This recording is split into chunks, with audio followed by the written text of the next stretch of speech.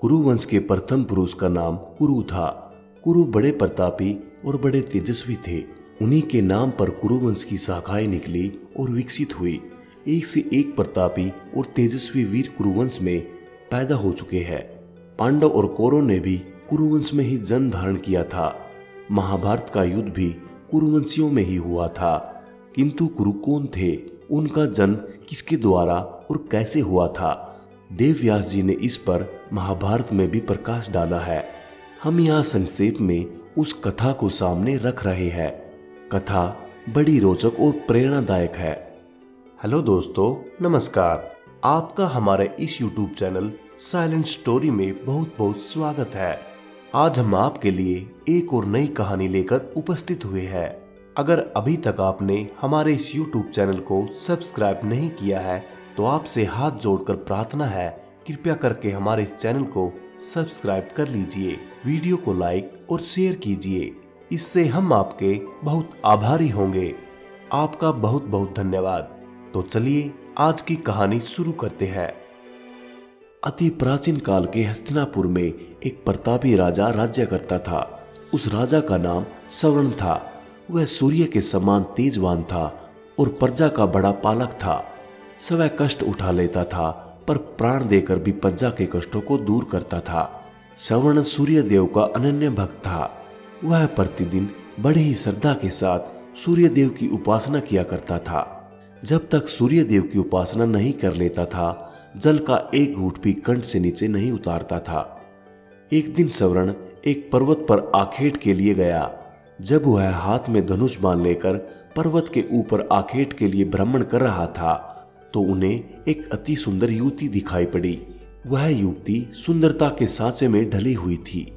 उनके प्रत्येक अंग को विधाता ने बड़ी रुचि के साथ साज संवार कर बनाया था। सवर्ण ने आज तक ऐसी स्त्री नहीं देखी थी, कल्पना तक नहीं की थी।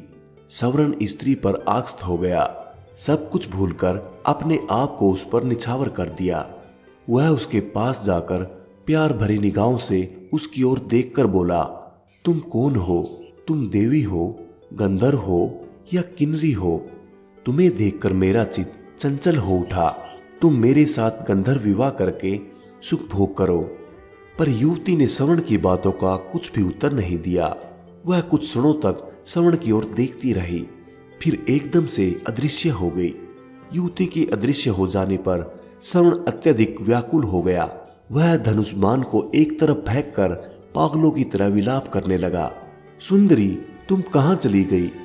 जिस प्रकार सूर्य के बिना कमल मुरझा जाता है और जिस प्रकार पानी के बिना पौधा सूख जाता है, उसी प्रकार तुम्हारे बिना मैं जीवित नहीं रह सकता। तुम्हारे सौंदर्य ने मेरे मन को चुरा लिया है। तुम प्रकट होकर मुझे बताओ कि तुम कौन हो और मैं तुम्हें किस प्रकार पा सकता हूँ। युवती पुण्य प्रकट हुई। वह सवर्ण की ओर देखती हुई बोली, राजन, मैं स्वयं आप पर मुग्ध हूँ, पर मैं अपने पिता की आज्ञा के वश में हूँ। मैं सूर्य देव की छोटी पुत्री हूँ। मेरा नाम तप्ती है। जब तक मेरे पिता आज्ञा नहीं देंगे मैं आपके साथ विवाह नहीं कर सकती। यदि आपको मुझे पाना है तो मेरे पिता को प्रसन्न कीजिए। युवती अपने कथन को समाप्त करती हुई पुण्य अदृश्य हो गई। सवर्ण पुण्य पागलों की भांति विलाप करने लगा। वह आकुलित होकर पृथ्वी पर गिर पड़ा और तप्ती तप्ती की पुकार से पर्वत को ध्वनित करने लगा। सवर्ण तप्ती को पुकारते पुकारते धरती पर गिर पड़ा और बेहोश हो गया। जब उसे होश आया तो पुण्य तप्ती याद आई और याद आया उसका कथन, यदि मुझे पाना चाहते हो तो मेरे पिता सूर्य देव को प्रसन्न कीजिए। उनकी आज्ञा के बिना मैं आपसे विवाह नहीं कर सकती। सवर्ण की रगों में युद्धवत की तरंग सी दौड़ उठी। वह मन ही मन सोचता रहा, वह तप्ती को पाने के लिए सूर्य देव की आराधना करेगा। उन्हें प्रसन्न करने में सब कुछ भूल जाएगा। सवर्ण सूर्य देव की आराधना करने लगा। धीरे धीरे सालों बीत गए। सवर्ण तप करता रहा। आखिर सूर्य देव के मन में सवर्ण की परीक्षा लेने का विचार उत्पन्न हुआ। रात का समय था। चारों ओर सन्नाटा छाया हुआ था। सवर्ण आंखें बंद किए हुए ध्यान मग्न बैठा था। सहसा उसके कानों में किसी की आवाज सुनाई पड़ी, सवर्ण तू यहाँ तप कर रहा है, तेरी राजधानी आग में जल रही है। श्रवण फिर भी चुपचाप अपनी जगह पर बैठा रहा। उसके मन में रस मात्र भी दुख पैदा नहीं हुआ। उसके कानों में पुण्य दूसरी आवाज पड़ी, श्रवण, तेरे कुटुंब के सभी लोग आग में जलकर मर गए। किंतु फिर भी वह हिमालय से दृढ़ होकर अपनी जगह पर बैठा रहा। उसके कानों में पुण्य तीसरी बार कंठ स्वर पड़ा, श्रवण, तेरी प्रजा अकाल की आग में जलकर भस्म हो रही है। तेरे नाम को सुनकर लोग थू थू कर रहे हैं। फिर भी वह दृढ़ पूर्वक तप में लगा रहा। उसकी दृढ़ता पर सूर्यदेव प्रसन्न हो उठे और उन्होंने प्रकट होकर कहा, श्रवण, मैं तुम्हारी दृढ़ता पर मुग्ध हूं। बोलो, तुम्हें क्या चाहिए?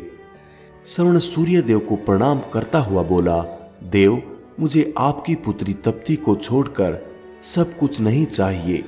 कृपया करके मुझे तप्ती को देकर मेरे जीवन को कृतार्थ कीजिए।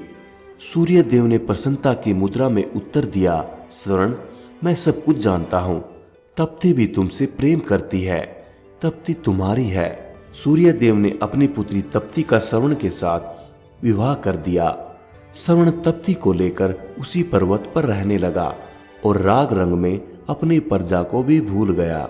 उधर श्रवण के राज्य में भीषण काल पैदा हुआ।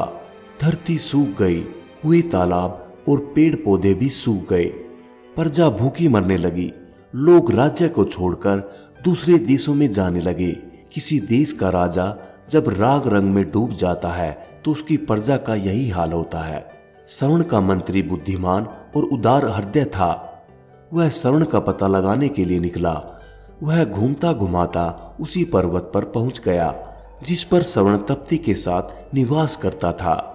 श्रवण के साथ तप्ती को देखकर बुद्धिमान मंत्री समझ गया कि उसका राजा स्त्री के सौंदर्य जाल में फंसा हुआ है। मंत्री ने बड़ी ही बुद्धिमानी के साथ काम किया। उसने श्रवण को वासना के जाल से छुड़ाने के लिए अकाल की आग में जलते हुए मनुष्य के चित्र बनवाए। वह उन चित्रों को लेकर श्रवण के सामने उपस्थित हुआ।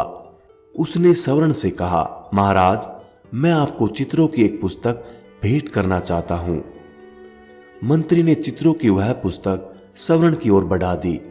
श्रवण पुस्तक के पन्ने उलट पुलट कर देखने लगा, किंतु पन्ने में मनुष्य पेड़ों की पत्तियां खा रहे थे। किसी पन्ने में माताएं अपने बच्चे को कुएं में फेंक रही थी। किसी पन्ने में भूखे मनुष्य जानवरों का कच्चा मांस खा रहे थे और किसी पन्ने में प्यासे मनुष्य हाथों में कीचड़ लेकर चाट रहे थे। श्रवण चित्रों को देखकर गंभीरता के साथ बोला, यह किस राजा के राज्य की प्रजा का दृश्य है? मंत्री ने बहुत ही धीमे और भावपूर्वक स्वर में उत्तर दिया, उस राजा का नाम श्रवण है। यह सुनकर श्रवण चकित हो उठा। वह विस्मय भरी दृष्टि से मंत्री की ओर देखने लगा। मंत्री ने पुनः अपने ढंग से बोला, मैं सच कह रहा हूं महाराज, यह आपकी ही प्रजा का दृश्य है। प्रजा भूखी मर रही है। चारों ओर हाहाकार मचा है। राज्य में न अन्न है न पानी। धरती की छाती फट गई है। महाराज, वृक्ष भी आपको पुकारते पुकारते सूख गए हैं। यह सुनकर श्रवण का हृदय कांप उठा। वह उठकर खड़ा हो गया और बोला, मेरी प्रजा का यह हाल और मैं यहाँ मद में पड़ा हुआ हूँ, मुझे धिक्कार है। मंत्री जी, मैं आपका बहुत आभारी हूँ। आपने मुझे जगाकर बहुत अच्छा किया। श्रवण तप्ती के साथ अपनी राजधानी पहुंचा। उसकी राजधानी में पहुंचते ही जोरों की वर्षा शुरू हुई। सूखी हुई पृथ्वी हरियाली से ढक गई। अकाल दूर हो गया। प्रजा सुख और शांति के साथ जीवन व्यतीत करने लगी। वह श्रवण को परमात्मा और तप्ती को देवी मानकर दोनों की पूजा करने लगी। श्रवण और तप्ती से ही कुरु का जन्म हुआ था। कुरु भी अपने माता पिता के समान ही प्रतापी और पुण्यात्मा थे। युग बीत गए, किंतु आज भी घर घर में कुरु का नाम गूंज रहा है। दोस्तों, अगर आप हमारे इस चैनल पर नए हैं तो प्लीज चैनल को सब्सक्राइब करना न भूलें।